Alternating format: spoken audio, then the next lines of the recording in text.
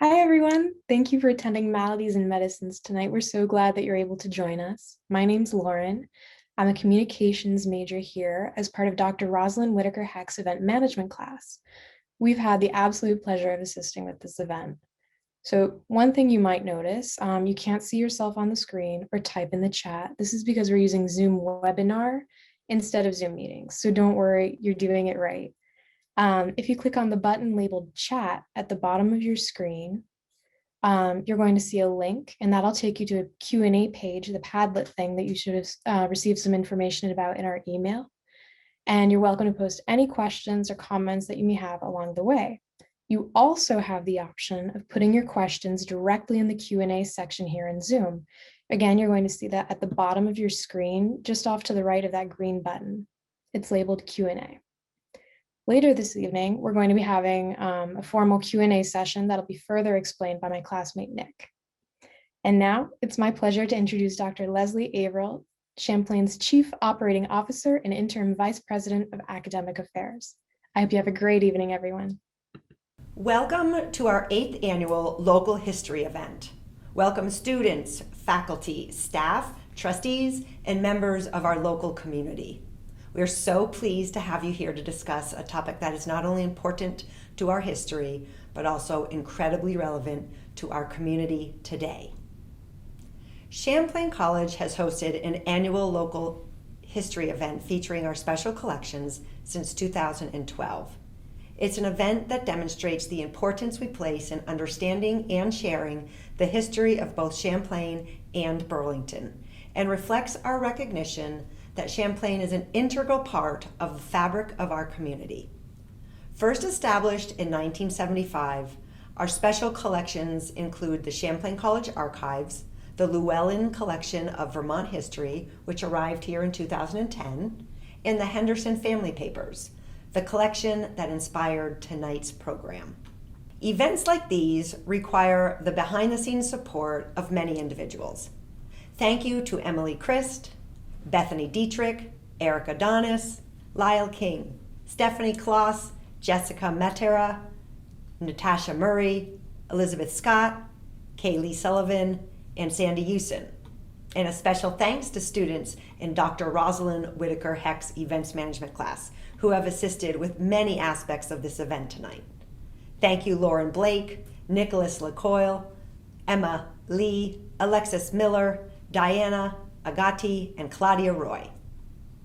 Now I have the pleasure of introducing our speakers for this evening. Gary Shattuck is a New Hampshire native and graduate of the University of Colorado and Vermont Law School. He served for over 30 years in the state's law enforcement community with the Vermont State Police as Assistant Attorney General and as an Assistant United States Attorney with the U.S. Department of Justice, where he served as a legal advisor to governments in Kosovo and Iraq. He has written many articles and books on the state's early history, including Green Mountain Opium Eaters, A History of Early Addiction in Vermont. His most recent publication, By the Wand of Some Magician, Embracing Modernity in Mid-19th Century Vermont, was published in 2020. Our second speaker is no stranger to Champlain College community. Eric Adonis is the director of Champlain Special Collections, a trove of archival materials that illuminate the history of our college and of our surrounding community. Among other duties, Erica hosts numerous classes in special collections, supports students' research and projects, and develops this local history event each year. A native Vermonter, Erica is a graduate of the Winterthur program in Early American Culture, affiliated with the University of Delaware. She is the author of the book, The History of Shelburne Farms, A Changing Landscape and Evolving Vision. Gary Shattuck will be starting tonight's program. Thank you, Gary. Well, thank you, Dr. Averill. And also thanks to Eric Adonis for the opportunity to participate in this program this evening. It's a whole new format for me with regard to opium issues, having been involved with researching it mainly in libraries and archives and what have you. In the two books that you see before you, Green Mountain Opium Eaters and By the Wand of Some Magician, where I go into much more detail about the drug situation, substance abuse situation in Vermont in the 19th century. My role here is to talk about examining the causes of addiction in early Vermont, which I have found to be an immense issue and something that will be a challenge to reduce to just 20-25 minutes of trying to give you an overview of this.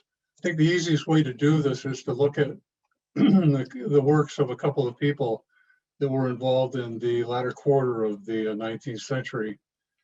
Some very important individuals that history has really not paid enough attention to. Dr. Carlton Pennington Frost, as you see here in his Civil War uniform, he's out of Hanover, New Hampshire, was one of Vermont's 3 surgeons that reviewed and evaluated all of the Vermont soldiers that went off to war. We'll talk about him in a moment. Dr. Ashbel Parmalee Grinnell from the University of Vermont, living in Burlington, contributed also very importantly. We'll talk about him in a moment. But lastly, I want to give a nod to Congressman David Foster, who was the state's attorney for Chittenden County between 1886 and 1890 when these things that we're talking about took place. He went on to be a member of the House of Representatives in Washington in 1901 and was the person that introduced the first drug legislation for the National Congress. He died shortly before it became real as the Harrison Narcotics Act in 1914, but he played an important part in bringing the issue to national attention. I picked out the most important titles of some of the works that took place in the last part of the century that involved starting off with Frost in 1870 when he was president of the Vermont Medical Society. He was the first one to really notice that we had a problem, and he brought it to everyone's attention in the society with his on opium, its uses and abuses.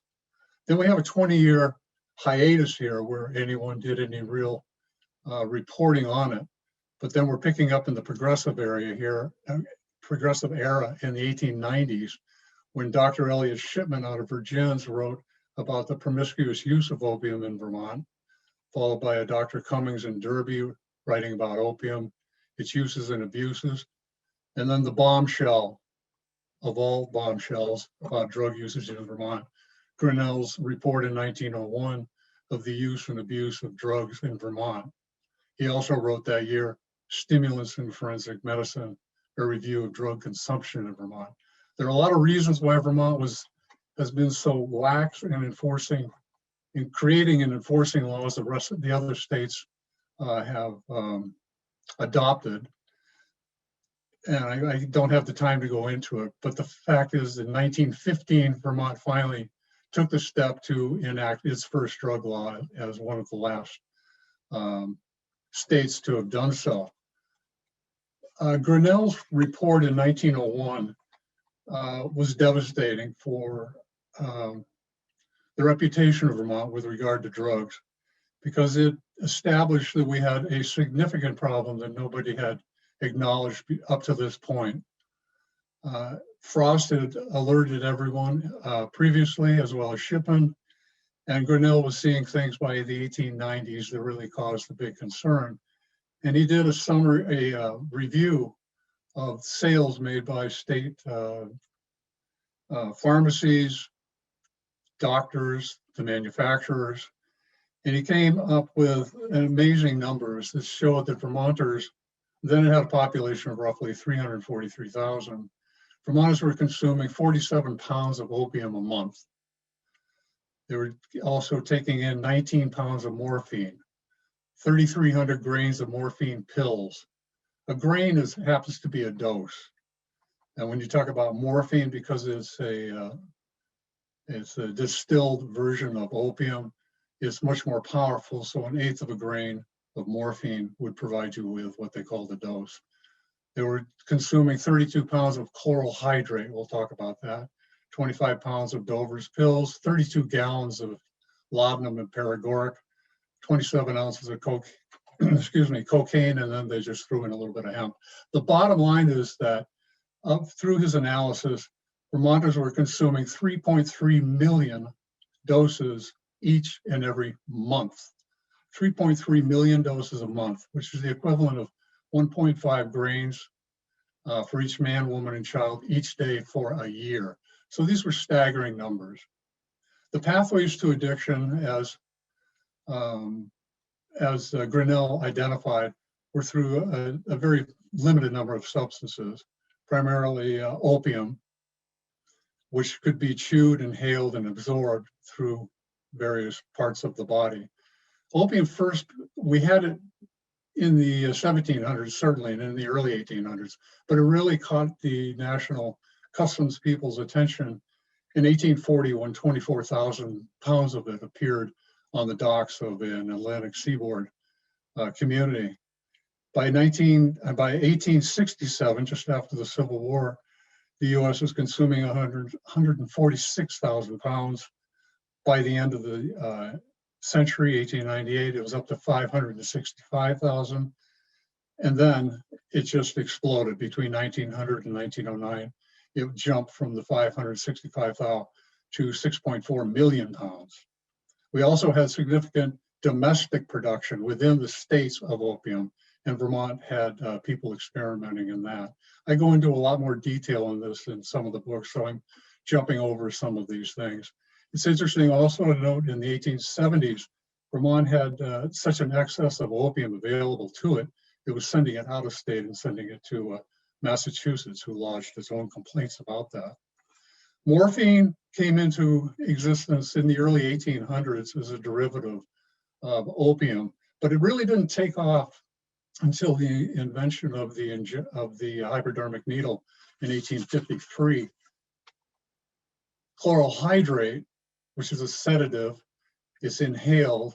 It was created in 1869, and from that date on, Vermonters started to suffer from that. So as these substances were created, Vermont latched right onto them. Heroin didn't make an appearance until 1898 when it was, it had been synthesized earlier by British scientists, but then the Germans took it over and with the Bayer Company and made a huge mark out of that. We also have to acknowledge the problem of alcohol in Vermont. That's a whole nother issue that is beyond the scope of what we can talk about now.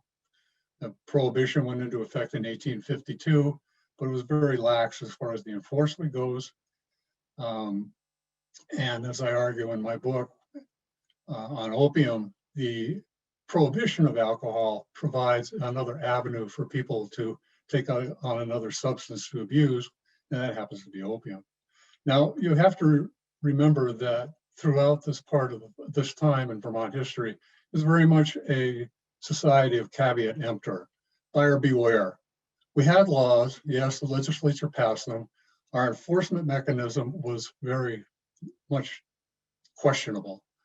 Vermonters exercised the Andrew Jacksonian common man principle that a person of responsibility in a family was better to decide which way that family went than to have outside interference. And the legislature, for any number of reasons, bought onto that. And I talk about that in the Magician book, the effects of the railroad and how it affected legislation in the state and how Vermont was such a hands-off state when it came to enforcing laws. And I have a volume here. This happens to be all the laws of Vermont in 1894. It's about 1,200 pages. And within this, there are 22 pages devoted to alcohol, covered by 111 different laws. If you look at the laws dealing with drugs, it's contained on less than a page, and it only deals with four provisions dealing with it. Things didn't change until 1906 with the Pure Food and Drug Act that required manufacturers to identify the contents of the substances they were selling. The main players in this are the physicians, the pharmacists, the apothecaries, and the manufacturers. So we have these three columns. And within each one of these columns, there's a whole host of things going on. A lot of battles taking place within each of the professions. And then we had a cross-pollination of issues between the doctors and the manufacturers, the pharmacists and the doctors. And these were significant battles that went on that were just uncontrollable by the legislature, and they were fought out in the marketplace. Just to give you an idea how prevalent opium was, here's just a brief picture of a doctor in Middlebury in the 1840s showing his sales of opium. And you just see the word opium listed up and down. You can find this in a number of places. So opium was very prevalent in Vermont beginning in the 1840s after it first became noticeably available on the docks. There we have significant problems within the medical profession dealing with licensing. Licensing did go into effect in 1876, but there was no oversight of it. Vermont had bogus medical schools in Bennington, Newbury, Newfane, and Rutland. By 1890, we had reportedly 562 doctors in Vermont, 86 of them without license. That's 15%. The Vermont Medical Society was so concerned, it said that Vermont was a dumping ground for rejected doctors from other states. By 1902, just after the turn of the century, Vermont had the highest per capita number of physicians in the country compared to the population. 90% of all of these physicians said that they compounded their own medicines. They got the raw ingredients, ground them down, mixed them up, and dispersed them themselves. That's 90% of them. So the other place to get drugs would have been through the pharmacies. In 1894, Grinnell, who authored that study, was complaining about the quality of the students that he was teaching. And these on the lower right, they happen to be students of his. But you see the Vermont Medical School in 1890 and 95. This just gives you an idea of what they were, of the types of men that they were training. It's not that they were not able to understand, because they certainly received lectures on drugs and their effects, but they didn't take it to heart as something that they were supposed to be involved with. The second column of players in this are the pharmacists. In 1870, the Vermont Pharmaceutical Association formed to try and bring professionalism to that profession. We see in 1877 a listing here of 142 druggists in Vermont. Of the 142 listed, 4 of them are in Burlington. This certainly goes up much higher in the next years. By 1895, Vermont had 400 licensed pharmacists in the state. In the pharmacy trade, it was considered the land of freedom, essentially. Anybody could get in to be a pharmacist. It didn't take any training to do it. So there was always problems within the profession to try and make themselves professionals and have the public understand that they were legitimate. They also would do things that doctors did, like diagnose patients and sell alcohol to the public out the back door. The issue of prescriptions is also very interesting, because doctors might write prescriptions and a patient might take it to a pharmacist for filling, but then there were these battles between the three, between the physician, the patient, the pharmacist, who owned this prescription, who dictated the course of its, when you could distribute, what you could distribute. And that was something that was never clarified. And I see literature going into the 1920s of battles still going on. Who owns the prescription? This is a lot of sneakiness going on. Doctors would write prescriptions to favored pharmacists, write them in code, and get kickbacks from the pharmacists. The third of the manufacturers in Burlington, we had the Henry Johnson and Lord Company, R.B. Stevens and Company, Carpenter and Company, Barrett Brothers, Jones and Riley. But the most mammoth one of that, of course, most people know as well as Richardson. In 1882, it was doing $500,000 a year in business, spending $100,000 a year in advertising, $60,000 a year in postage. It published a 200-page catalog with opium-infused products available. It did massive advertising, plastering its papers on buildings and actually on the Burlington breakwater. It hired what they called pedestrian peddlers who would travel from town to town hawking drugs.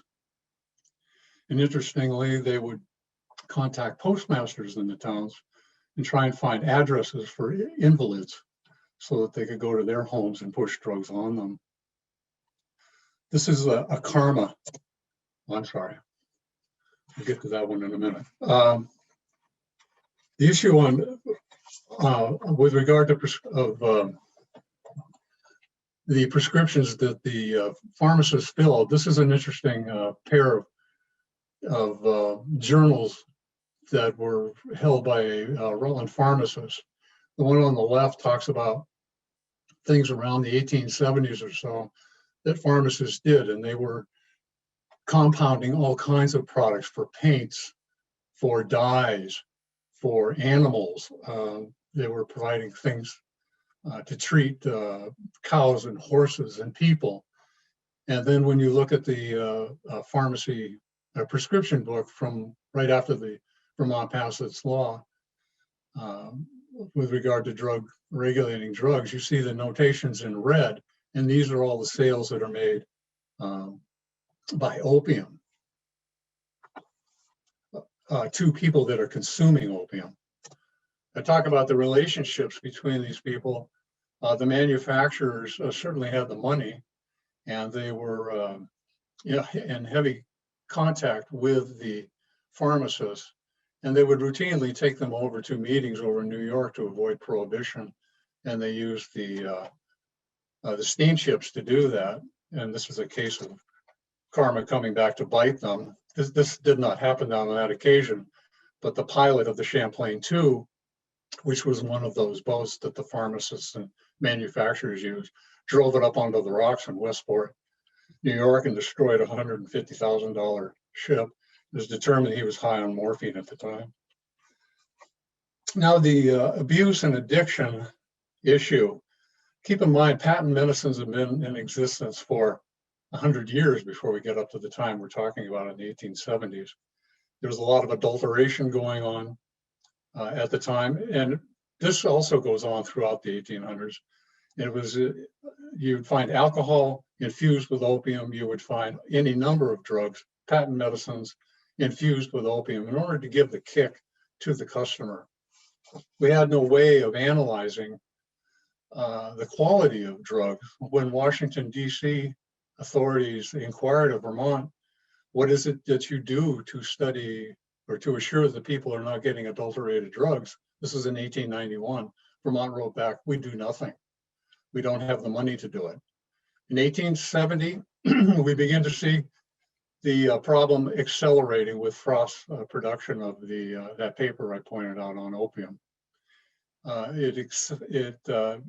We start seeing more reports of babies dying from opium.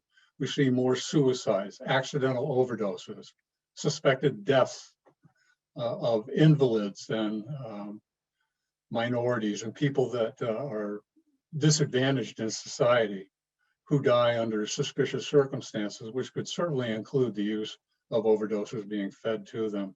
In 1875, a Dr. Warner, who was a past president of the Vermont Medical Society, died of chloral hydrate overdose. Now it gets really interesting, and I really want to give the thanks to the Women's Christian Temperance Union, because they're the ones that really kicked a lot of people in the pants to acknowledge this. In 1875, it created a narcotics committee, and it sponsored Burlington competitions of school children to write essays on drugs where they would receive a monetary award. In 1882, the Vermont legislature mandated that Vermont children receive instruction on alcohol and drugs. And interestingly, in 1883, they ordered the production of a book dealing with drugs. So this is something that goes way back in Vermont history. This is the first public education book on drugs for Vermont children that you see here. In 1884, Vermont teachers are told they have to pass tests on stimulants and narcotics. So what is the relationship between these three, doctors, pharmacists, manufacturers, and their patients? Essentially, it's a standoff situation. You see them all essentially as spectators watching as the consumers of these drugs descend into addiction. And this is one of the most wonderful, it's not a good thing, but it's most wonderful insights into the mindset of the professions. This is for the doctors. This comes from the Rahner Library at Dartmouth. I found this in a student's notes. They were being instructed to don't treat the opium habit at all. Let the patient go to an asylum. And they further counseled the students, don't allow a patient to have a hypodermic syringe. Stick them yourself. The extra charge will do them no harm. They're not making fun of them, but they're certainly not telling them to go out and be involved in them. The reference to asylum is interesting because to get into the asylum, you have to go through a probate court to get a court order to do that. And we do see that on occasion, that happening. And now, these drugs touch all levels of Vermont society. Erica's sent me to Shelburne Farms to find this picture here of William Seward Webb, whose wife and he ran the farm, owned and ran the farm. He was an extensive morphine addict in the late 1880s. And then from the Vermont State Archives, this wonderful picture of a man with mottled skin who was identified as a morphine and cocaine addict. In 1890, Elliot Shipman from Virgins was so perturbed at this, what was going on. He called the drug usage a crying evil of the day, and he decried the loose method in which opium and morphine are being handled. And he's preaching to the medical profession about all of this, and he's calling on them to intercede. And he provides a number of examples of problems. Talks about a doctor with a 10-year habit injecting himself and dying, a gardener with a 6-year habit, a 24-year-old woman told by a doctor to go get a syringe and inject herself and to stop bothering him. A man carrying an ounce of opium around, opium gum, so they have a constant high. Women seeking rest after opium pills go to the needle and morphine. Women with menstrual pains going doctor shopping and getting all kinds of opium and inhalations of chloral hydrate. Shipman did one of the most incredible things with this last woman who was consuming so much morphine that he decided he would experiment and try and overload her system with it, and provided her with a great quantity of it, the most he said that he was aware of any doctor ever doing, in order to try and jolt the system out of the addictive behavior. It didn't work. Now addiction begins to get attention here in Vermont, and we see the Keeley Institute open up in Montpelier in 1892, and we see a picture of some of the attendees there. Reportedly, 367 addicts went to the Keeley to get Keeley treatments in its very first year. His first patient being William Lord, a Montpelier criminal defense attorney. In 1893, the Burlington Medical and Surgical Club turned into the Burlington Clinical Society. It was made up of 15 physicians from Burlington and surrounding communities that included Grinnell and Shipman. And it's interesting to see the papers that they were talking, the subjects they were talking about. It wasn't drugs initially, it was scarlet fever, Bright's disease, tuberculosis, the effects of the climate. But then by April 1894, they start to talk about the drugs that are the women are taking because of cancer or what have you. And they're still experimenting with this experiment that Shipman came up with of loading patients with extra amounts of drugs to see if they could overcome the addiction. They were also looking for a painless way to deal with addiction. In 1895, Vermont is beginning to transition out of its lethargy, and it finally appointed its first board of pharmacy that year. And here are these dapper gentlemen constituting the first board, who requires pharmacists to have publicly posted licenses. In 1895, the VMS, the Medical Society, is complaining about the number of doctors and clergy that are intemperate. This is an interesting statistic. By 1900 nationally, between 16 and 23 of all physicians are supposed to have been addicted to opiates. In Vermont, at the turn of the century, it's estimated there were 1,577 addicts. In the 1890s also, there were many drugstores opening up in Burlington. And we see many accounts of them being raided by authorities for violations of alcohol laws. That's because there were no laws dealing with drugs, essentially. So the century closes with Grinnell's startling announcement that Vermonters are consuming this 3.3 million doses each and every month. Lastly, I'll just talk just for a moment on Virgil Blanchard. He was an inventor out of Middlebury, and he supposedly had just over 500 inventions with an office in Burlington. Office in Middlebury and in New York City. In 1877, he jumped on the bandwagon to try and deal with substitutes for alcohol and opium and tobacco, which you see in the middle of his advertisement here. And he created the so-called Blanchard concentrated blood and nerve food. So, I mean, he was a well-intended man, had a very interesting inventive career, but he ended up dying in 1910 as a morphine taker, consuming it by the spoonful. So opium addiction, it touched all classes, it touched the young and the old. We had no laws to stop them. We had no medical profession that saw an obligation to intervene into it. And as I said, the people lived the caveat emptor lifestyle. And now Eric is going to provide more information on a local woman there who was caught up in some of these issues. Thank you.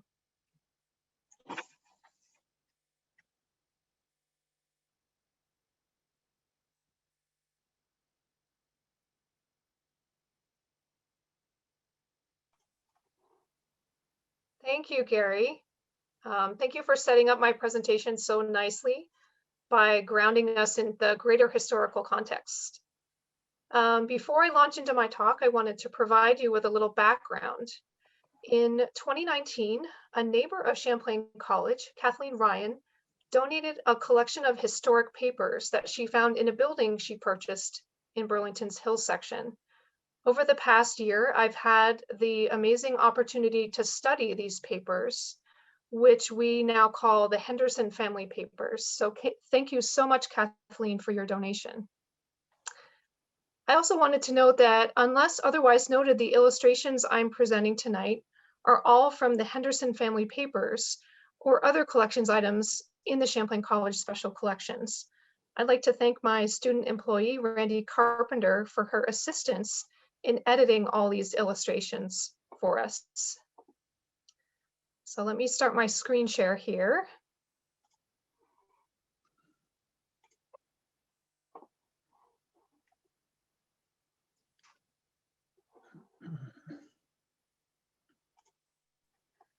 So this presentation tells the story of a woman named Lucy Benedict Henderson, a resident of Burlington in the late 19th century. The portrait on the screen, which features two women leaning their heads together, probably depicts Lucy with her mother. It's the only possible image of her that we found to date. This photograph was only partially developed, leaving the heavy brown overtones that obscure the women's faces. This obscurity is a metaphor for Lucy Henderson's life in general. The surviving evidence leaves some gaps in our knowledge, gaps that leave us with as many questions as answers. What we do know is that Lucy Benedict Henderson was a woman who had a tremendously vibrant life and an equally tragic death. Through her surviving papers, as well as what we can glean from contextual research, we can paint a portrait of Lucy as a high-achieving schoolgirl, as a fun-loving young woman with a wide circle of friends, as a wife and mother, as an amateur actress, as someone stricken with chronic illness and opioid dependency, and as someone whose family treasured her memory. Lucy was born in Salem, Wisconsin in 1861. While her parents had lived in Wisconsin for much of their lives, they had New England roots. Her father had been born in Connecticut, and her mother was originally from Vermont. Around 1873, when Lucy was 12, her parents appeared to have split up, and her mother, Maria Benedict, took her and her sister Jessie to Burlington, where they moved in with her mother's cousin, Albert Tuttle. Lucy's cousin Albert was a pharmacist and co-owner of the Park Drugstore on College Street. This is the brick Greek Revival house at 95 Adams Street, where Lucy, Jessie, and Mary Benedict lived with Albert Tuttle. During their time there in the 1870s, 1880s, and 1890s, the address was 95 Adams Street. Later, the street addresses were renumbered, so this house is now 99 Adams. Lucy's house was built as a duplex, but sometime after her death, it was divided into several apartments. On the screen here are two views from Google Maps, one showing the outside of the house and the other showing its location near the intersection with South Union Street. Lucy's years on Adams Street appear to have been happy ones. While her mother kept house for the family, Lucy and her sister attended Burlington schools, and Lucy later entered married life from this house. When she paid a visit to family back in Wisconsin in the summer of 1875, about 2 years after moving to Burlington, her cousin Albert wrote her, quote, "I tell you, Lucy, this old house is lonely. I miss the pattering of your little feet upon the kitchen floor. I would give a good deal to hear it just now."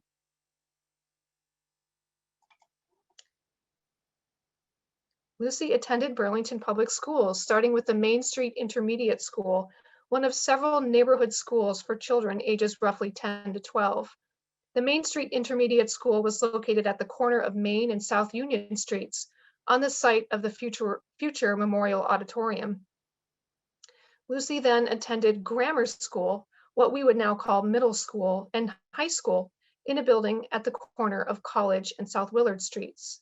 On the screen is a postcard view of that structure, along with a screenshot from Google Maps, with an orange dot indicating where the building stood. This school was a large 2-story brick building with a belfry in the front. It was not until a generation after Lucy attended school there that the new Edmonds High School building would be constructed in Burlington in 1901. Lucy was an excellent student.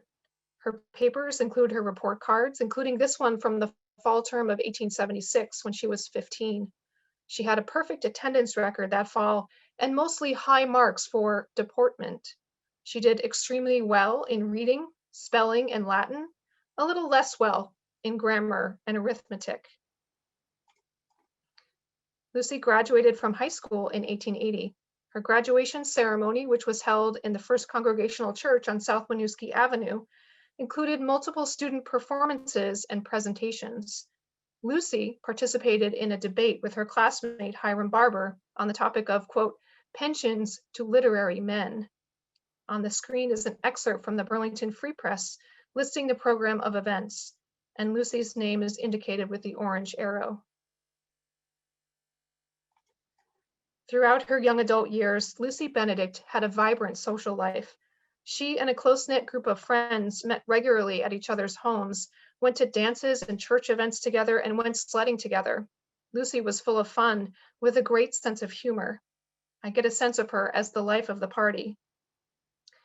I'd like to read to you 2 excerpts from a letter she wrote to her best friend, Catherine Stannard, while visiting mutual friends in Albrook Springs, Vermont, in the summer of 1878. Lucy was 17 at the time. Up on the screen is the last page of that letter so you can get a sense of her beautiful cursive handwriting.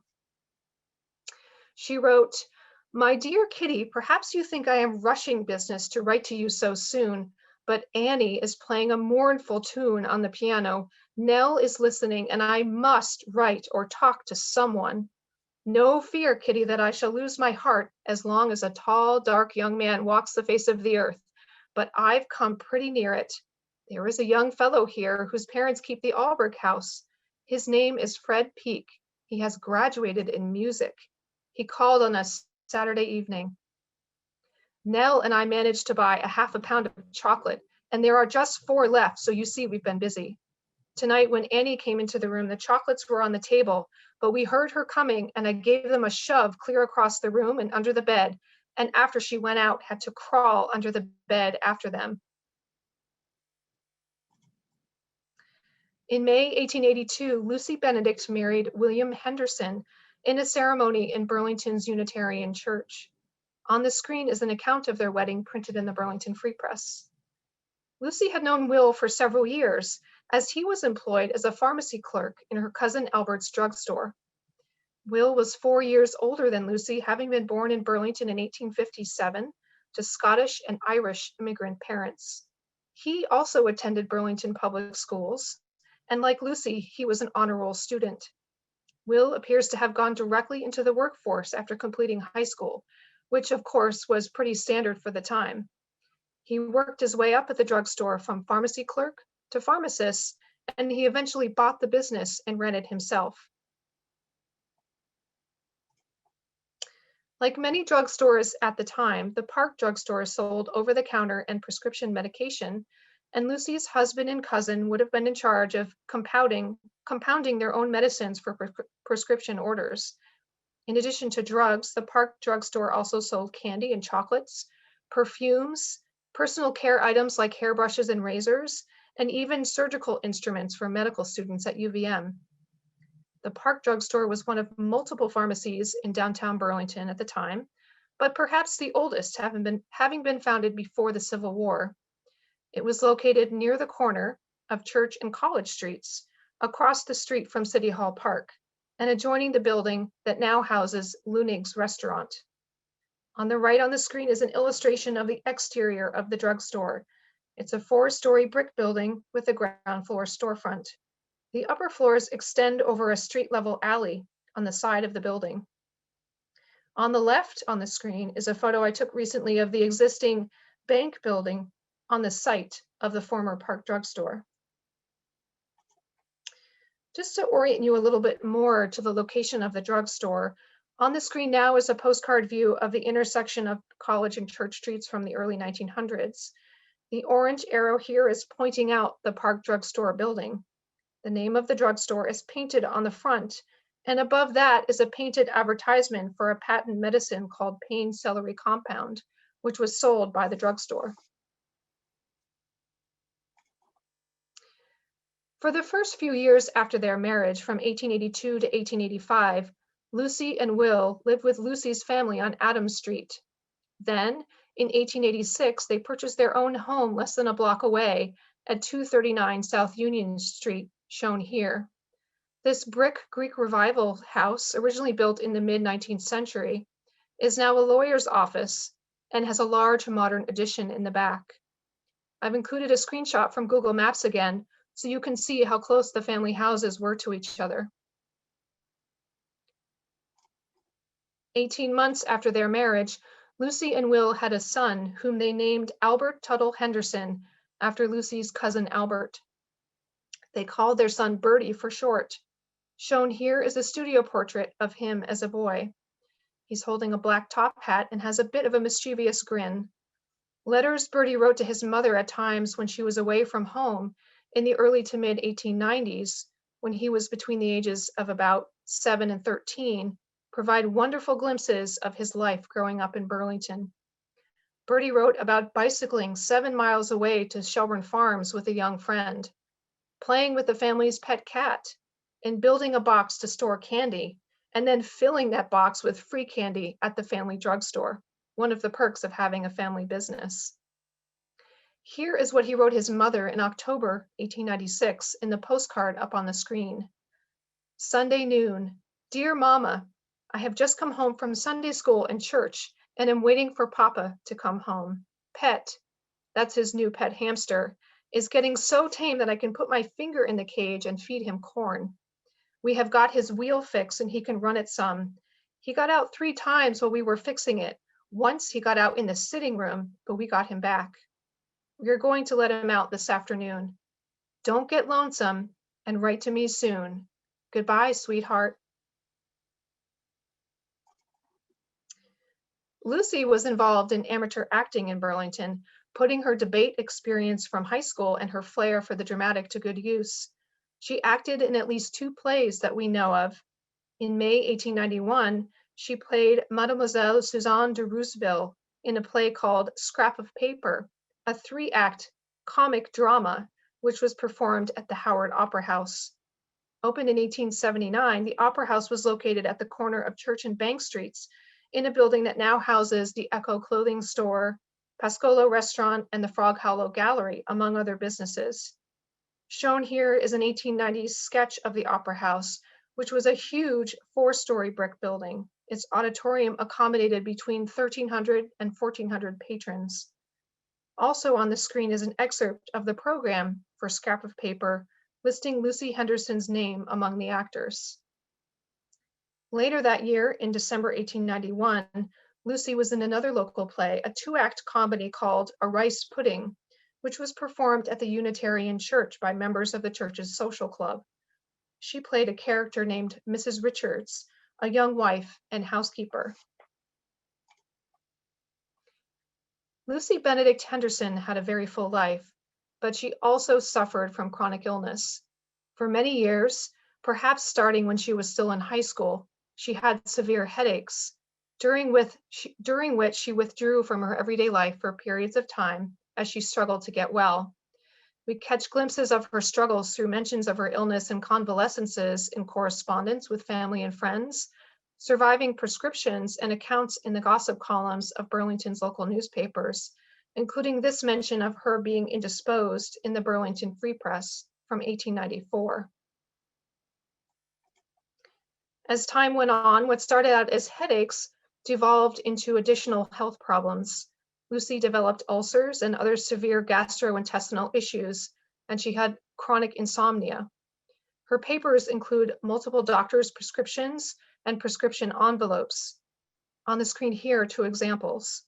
At some point, we don't know exactly when, Lucy became addicted to opioids, the primary option available at the time to manage pain.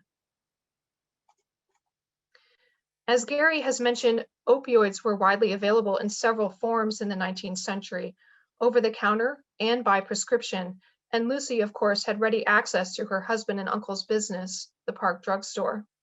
She may have taken laudanum, a liquid medicine that contained about 10% opium, a very commonly used over-the-counter medicine at the time, or she may have consumed a patent medicine containing opium.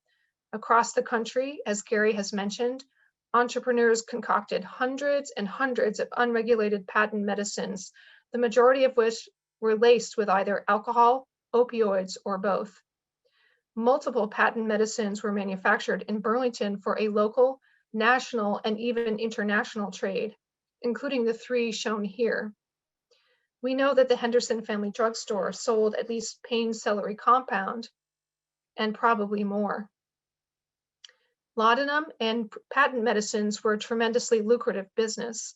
The Wells Richardson Company of Burlington, which made several patent medicines, including pain celery compound, was one of the most successful.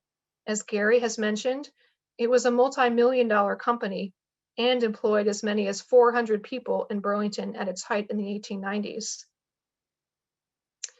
Liquid morphine, taken by injection, was also widely available and a commonly prescribed medication for pain. Lucy took liquid morphine for several years.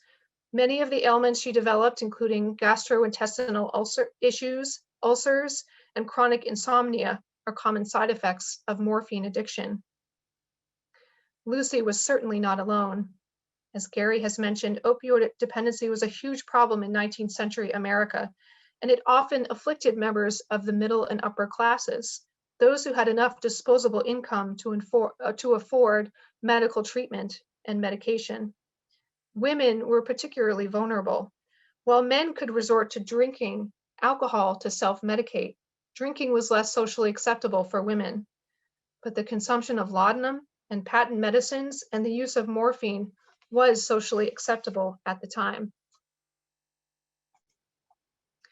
As her illness and addiction progressed, Lucy Henderson was treated in several private hospitals in Burlington, in the Boston area, and in New York City. In Burlington, she stayed at 2 of the 5 sanitariums in operation in the city at the time. These sanitariums were managed by independent physicians as an expansion of their private practices. At this time, public hospitals, like Burlington's Mary Fletcher Hospital, which opened in 1879, were primarily charitable endeavors serving the poor, with large open wards and few private rooms. Private sanitariums offered premium medical care, private rooms, and access to the latest medical treatment and technologies to those who could afford it.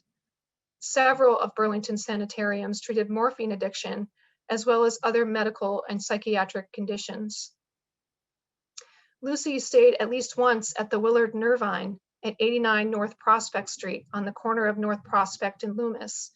Shown here is a contemporary illustration of the spacious 3-story Queen Anne style building and a screenshot from Google Maps showing the location of the sanitarium. This building still exists and is now divided into apartments. The Willard Nervine had been founded in 1888 by psychiatrist Dr. Andrew Jackson Willard, who offered rest cures to patients suffering from, quote, tired and weak nerves. Dr. Jackson specialized in the treatments developed by the prominent Philadelphia physician, Dr. Silas Weir Mitchell, a leader in the new field of neurology. Patients undergoing Mitchell's rest cure were typically prescribed complete bed rest for 6 to 8 weeks, regular massage, and a rich diet. His treatment was famously chronicled in Charlotte Perkins Gilman's 1892 short story, The Yellow Wallpaper.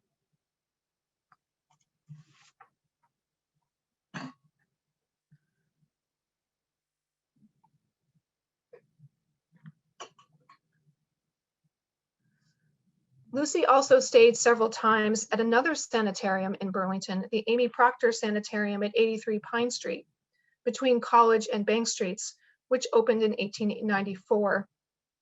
This sanitarium was owned by Dr. Leroy Bingham, who named it in honor of his mother. A surgeon by training, Dr. Bingham performed surgeries on site and also treated patients with respiratory ailments and opioid addiction. I have yet to find an image of the sanitarium, but it did appear on contemporary maps. And so on the right, you'll see an outline of the building in the 1900 Sanborn fire insurance map from UVM Special Collections. On the right is a screenshot from Google Maps showing you the site of the sanitarium next to what is now the Vermont Federal Credit Union building. In the fall of 1896, Lucy stayed at a private Manhattan sanitarium run by 2 women called Roper and Bright. On the screen here is an invoice from Roper and Bright for Lucy's treatment. The charges included room and board and nursing, extra nursing services, drugs, and $5 loaned to Lucy for her bookkeeping class. More on that in a minute. While staying at Roper and Bright, Lucy was attended by the neurologist Dr. Charles Dana, a professor of diseases of the nervous system and the mind at the New York Medical School and Hospital. Dr. Dana prescribed regular massage and electrical therapy for Lucy. In one letter to her husband, she wrote that she, quote, had an electricity treatment with a small cell battery, one electrode at the base of the neck and another on the ankle, and feet in tepid water. This treatment may have been an electrovapor bath, a popular treatment at the time. In this treatment, the patient sat with their feet in a foot bath, while mild electrical current was applied to certain spots on the body. Lucy's years of medical treatment, multiple hospital stays, and numerous attempts to break her opioid dependency took a toll on her mental health. Frustrated and sad that she struggled so much to overcome her addiction, and that she spent so much time away from her family in treatment and recovery, she suffered from depression and suicidal thoughts. While she was in New York being treated by Dr. Dana, she wrote her husband, quote, I am very blue and crying all day, and it breaks my heart to think I have to be away from you all. However, in October 1896, her treatment seemed to be working, and Lucy was in recovery from her addiction and close to being discharged. She was prescribed an unidentified drug to ease her dependency. As Dr. Dana wrote Lucy's husband, Will, she had a long road ahead of her to full recovery. The first page of this letter is up on the screen, but I'd like to read to you the letter in its entirety.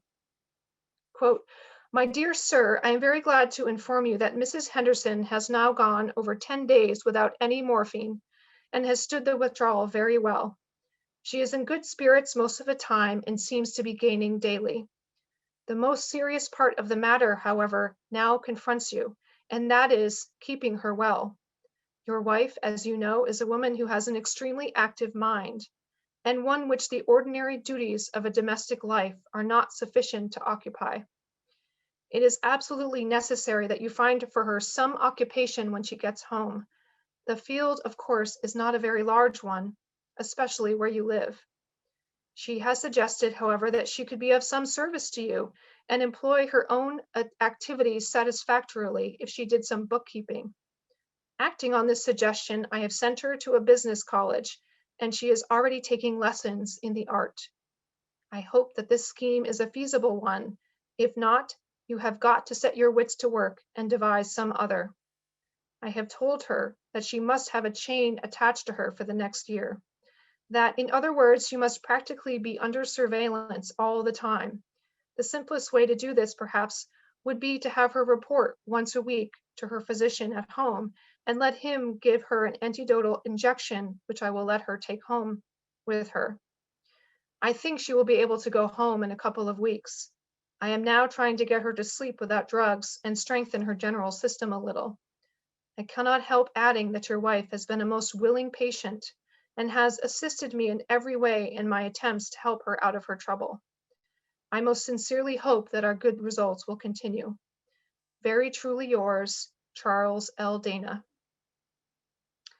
While this letter illustrates a paternalistic relationship between doctor and patient, as was common at the time, Dr. Dana acknowledged the predicament that many middle-class and affluent women found themselves in which society discouraged the use of their intellect and working outside the home.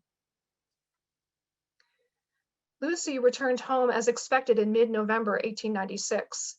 However, she relapsed almost immediately, and she was readmitted to the Amy Proctor Sanitarium in Burlington.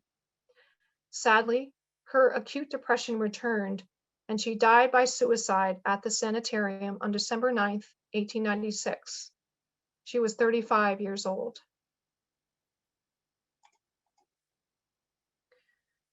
On the screen is the headline from her obituary in the Burlington Free Press. Obituaries ran in the other local newspapers as well, including the following account from the Burlington Daily News. Quote, "Mrs. Henderson had for many years been a victim of some obscure disease of the brain, manifesting itself in violent headaches, for which relief had been sought of the physicians in vain. The most skillful doctors failed to discover the nature of the disease and to afford any remedy. She was treated with morphine, and the combined effects of the disease and the drug was such that she had been mentally irresponsible for much of the time for the past 2 years. She is survived by a husband and son, Albert, a student at the high school. She was bright and amiable and possessed a wide circle of friends and acquaintances to mourn her death. The husband and son and family have the sincerest condolences of the entire community."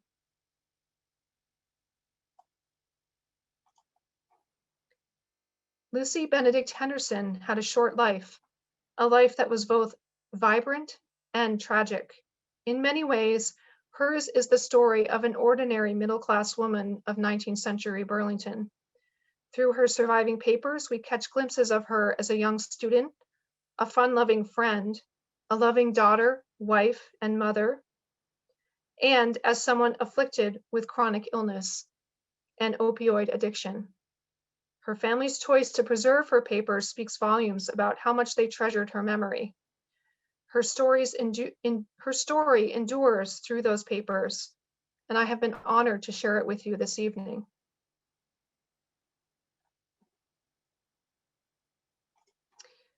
Before we move to the question and answer portion of our event, I wanted to touch on a couple of additional points. While tonight's presentations have been rooted in the past, many of the issues that Gary and I touched on are, as we all know, sadly still relevant today. If you or a loved one is struggling with addiction or experiencing suicidal thoughts, help is available. On the screen now are resources available to you, whether you are affiliated with Champlain College, part of the local Burlington community, or living in other areas of the United States.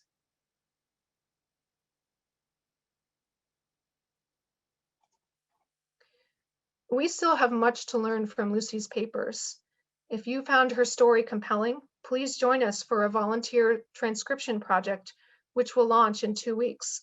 We will be transcribing portions of her correspondence so we can glean more details about her life and so we can make her story more accessible. No prior experience with transcription is necessary, and all you need to participate is a computer connected to the internet that can open PDF documents and shared Google documents. Please email me for further information. And my email address is up on the screen, and it will also be included in a follow-up email that will go out to you in a few days. Thank you so much, and I look forward to hearing your questions and comments. I'm going to turn things over now to Nick LaCoyle, a student who is monitoring our question and answer this evening.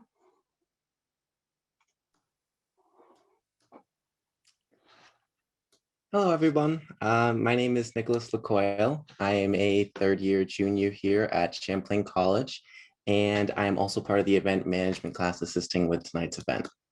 I wanted to talk with everyone for just a few seconds about the Padlet Q&A portion of our event tonight.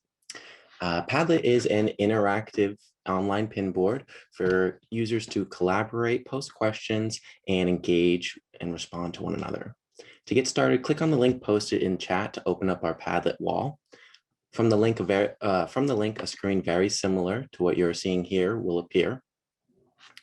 To begin, scroll down and double-click to create a post, or in the lower right-hand corner of your screen, you can click on the little icon down here and it will open up a text box. Then begin by writing either question or comment in the title box. Along with that, put in your name just so we're familiar with who is there and who we are responding to. In the subtext, write your question or comment, whatever it may be. And when you're all set, you can just click right outside the text box and it will post it right to the group wall. Also, feel free to collaborate with others, like, comment, and post. Our Q&A session will last for almost 30 minutes or so. So remember to keep your Zoom window open so you can hear Erica and Gary's response to your questions. Any questions that don't get answered at the end of the night will be answered and sent out along with a recording of the event following our conclusion this evening. We'll give it about a minute or two for questions to keep coming up and appearing. But our Padlet room is now live, so feel free to click the link in the chat to get started. Again, and if this is a challenge to anyone or the external link doesn't seem to work, do feel free to add your questions or comments in the Q&A part of our Zoom webinar. We will be scanning these and relaying them to Erica and Gary as well. Thank you guys so much, and post your questions.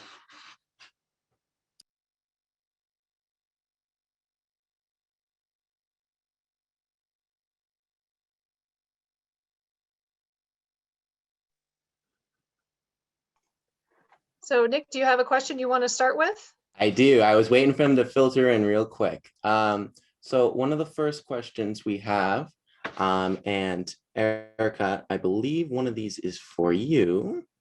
Elise Guit asked, what was in the celery compound? Oh, Payne celery compound manufactured in Burlington by Wells Richardson Company. Lots and lots of alcohol, a little bit of celery root, and a bunch of other ingredients as well. Gary, if you have more details on that, please feel free to chime in. Yeah, just as soon as the Pure Food and Drug Act came in 1906, they finally got their hands on pain celery compound, did a close analysis of it. It was 20% alcohol, and as you say, very minimal vegetable compounds. It was a big scam, very, very lucrative scam. All right, and we got another question. Someone posted that they would be interested in hearing more about the role and social acceptance of alcohol versus opioids and how that influenced opioid use. Well, alcohol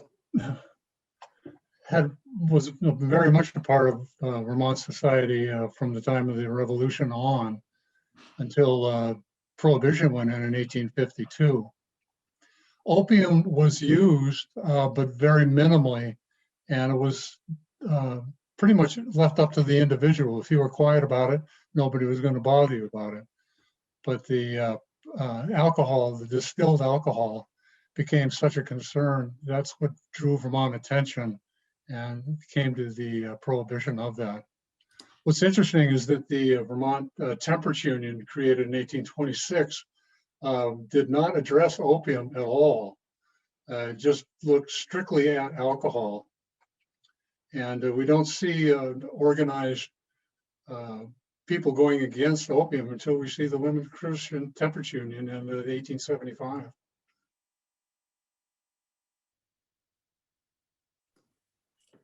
All right, and I have another question that is popping up a little bit as well.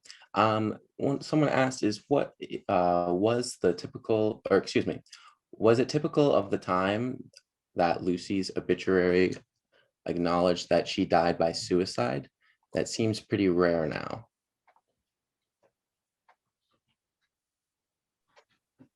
Gary, if you have some thoughts on this, please feel free. But I think it was fairly unusual. Her story that was one that was actually a big news item, both in Burlington, and the story was picked up and printed in newspapers in the Boston area and in her former hometown in Wisconsin as well.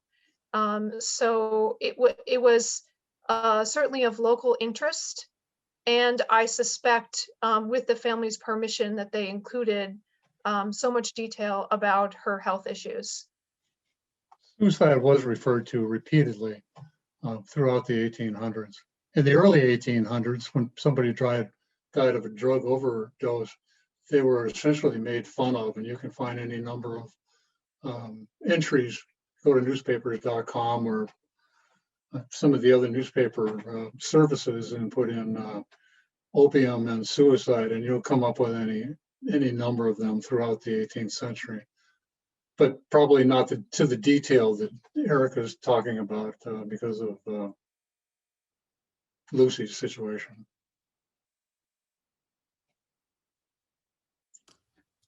All right, and we have another question coming in from Mark Howe. Were opiates all prescribed, or were opiates all prescription? Were there also any other, or were there also over-the-counter preparations available? Yeah, I mean, opium was very much available, and you could, depending on your creativity and your access to either a physician able to give it to you, or an apothecary, a pharmacist, or going straight to a manufacturer peddler who's selling it. No, you did not need a prescription for it, but I think that this is a class issue. I think you would find that people in the upper classes would have more difficulty scoring a deal with a low-level opium dealer, and would get it instead via a doctor's prescription. There are a lot of, and there's a relationship here between doctors and females also that goes throughout the 1800s. They had a very close relationship, and doctors were essentially the place where the women went to unload of all of their problems. And many, many prescriptions and access to drugs were caused because of that relationship.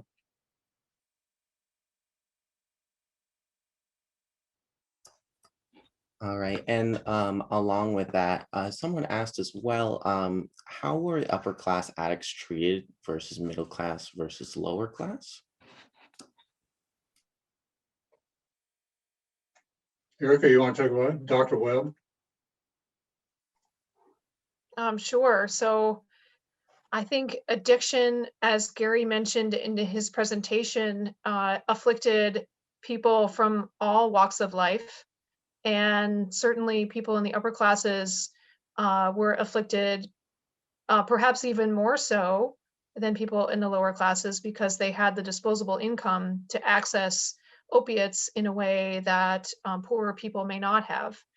And so Gary mentioned in his talk, Dr. William Seward Webb, the founder of Shelburne Farms, and we know that he was significantly addicted to morphine for probably the last 20 years of his life. He also, like Lucy, suffered from chronic illness.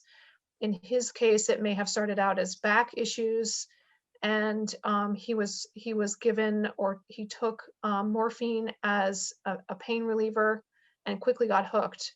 And in fact, he and Lucy shared a doctor, Dr. Leroy Bingham, one of the doctors that Lucy saw, closed his sanitarium when he had the opportunity to become Dr. Seward Webb's private doctor.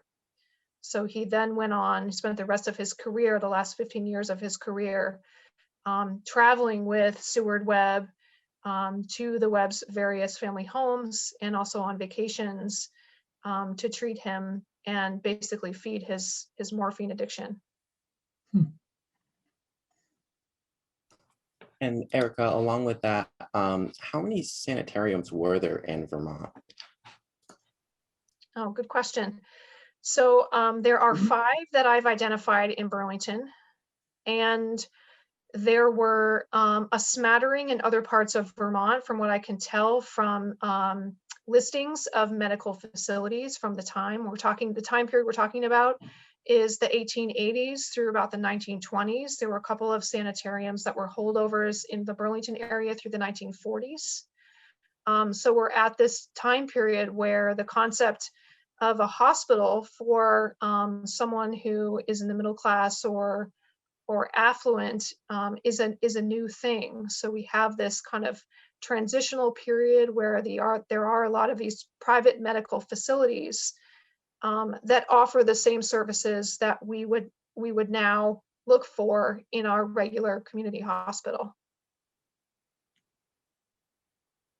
They also had access to the Vermont State Hospital through the probate court when somebody was deemed a danger to themselves in order taken into custody and sent in. I looked at some of the stats for the state hospital in the early 1900s, and it was, I expected to find much more addiction in there. I was really surprised that of the several hundred people that were that went through the doors, a very small percentage of them were related to temperance problems, whether it's alcohol or drugs.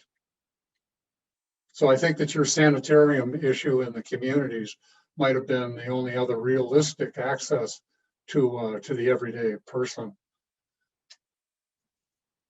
And certainly they didn't have access to a physician traveling with them like Dr. Webb did. All right, I got another question from Dr. Roz, and this one's also had a couple of likes as well. Do you know anything about the decision process that led Lucy going to Dr. Diana? Was there something he was doing that wasn't being done in Burlington? That's a really good question, and I wish I had a solid answer. Hopefully, more information will come to light as we dive into this transcription project. I can tell you what my guess is at this point, which is that she was in this cycle of treatment and relapse and treatment and relapse, and she and her family were trying every available option they could get their hands on to treat her. And certainly addiction treatment was another medical field in its infancy, like so many of the ones that we've discussed tonight. So there were various strategies and not really one necessarily accepted strategy for treating an opiate addiction.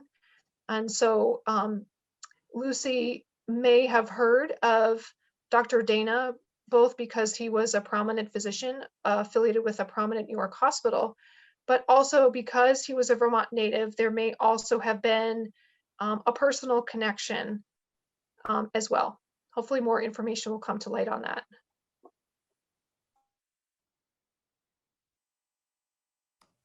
All right, and I have another question here from Jess Matura. What options were available for people who could not afford opium-based medicines?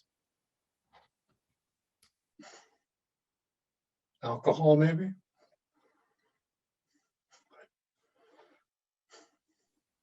I think the answer to that question is very, very little. Yeah. So either, regular alcohol, spirits or beer, or a patent medicine would perhaps be a lower cost than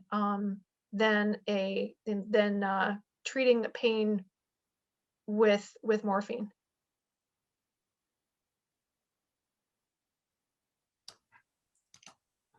All right. And on top of that, I have a question here. Do you see any parallels with the most recent opioid addiction crisis and the role of pharmaceuticals?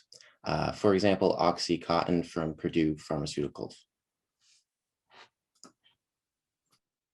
I think there's a clear connection. I mean, it's a repeat of what was going on back then. I mean, the pharmacists and the drug manufacturers had their way. They dictated how the drugs were distributed because there was, as I said, there were no laws governing that. And if you compare it to the current day opiate problem, maybe there's a dereliction of law enforcement going on. I'm sure that police knew full well what was going on for much longer than has been indicated.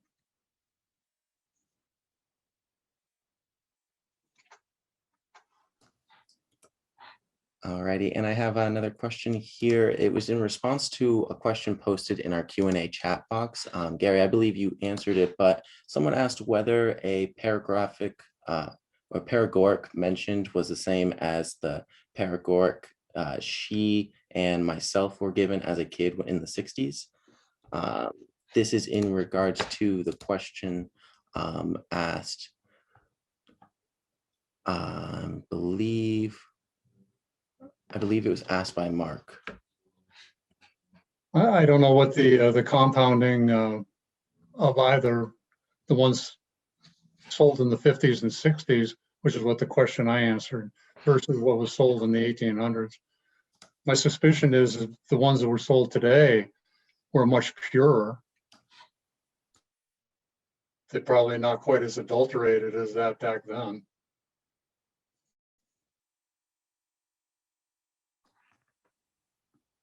I think paregoric went out in the 1960s.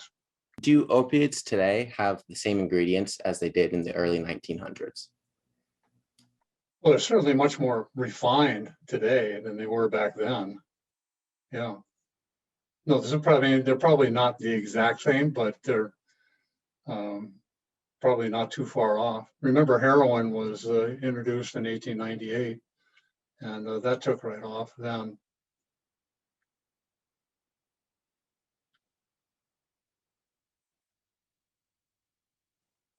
All right, and Elise asked also if there would be a copy of the last slide available about people to help, or about places that help people with addiction. Definitely, I can include that in the email that will be going out to everyone who registered in a few days when the recording is available.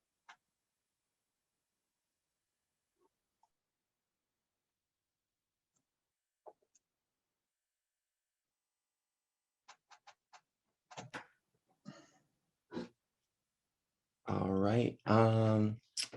I just had a comment here. Someone just says they remember it being very tasty, but they're not certain how effective some of the paregoric medicines were. They last had it in 1968 or 1969. Never touched it. I have no idea.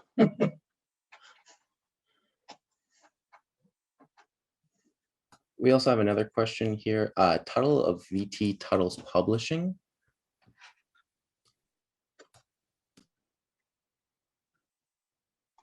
Oh, I think that's referring to the Tuttle family that I mentioned in my talk. And I think there is an extended family connection, but not a close one, to the Tuttles that were running the publishing business in the Burlington area.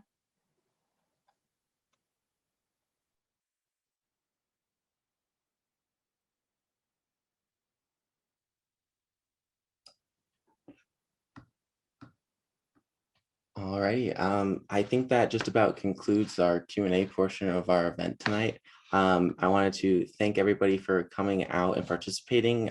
We hope that you enjoyed your experience, had all your questions and comments answered in a fun and collaborating way. To conclude our event for the evening, we will be having some final remarks from our president, Dr. Benjamin Akande. So for now, it is over to you, Dr. Akande. Thank you all for joining us this evening. Every year, our local history event brings important topics to light, and this year is definitely no different. I would like to extend a special thanks to local resident Kathleen Ryan, whose donation of the Henderson family papers collection to Champlain College's special collection provided us with the opportunity to share the story of Lucy Benedict Henderson with you tonight. We are deeply honored to have the support of Pat Robbins and Lisa Schamberg as well. As you know, Pat and Lisa have generously sponsored our local history event since 2016, making it possible for us to share the rich history of our community with you. We're deeply honored to have their support again this year. Pat, Lisa, much thanks. I encourage you to take inspiration from Pat and Lisa and Kathleen as well, and perhaps consider supporting Champlain College's special collections. You know, philanthropic support of special collections allows us to invest in preserving the many stories and materials from our storied past and to share them with you through events such as this. We hope to see you next year back on Champlain campus for what I'm sure will be another fascinating exploration of the history of our community. And so I thank you for attending, and please have a wonderful evening.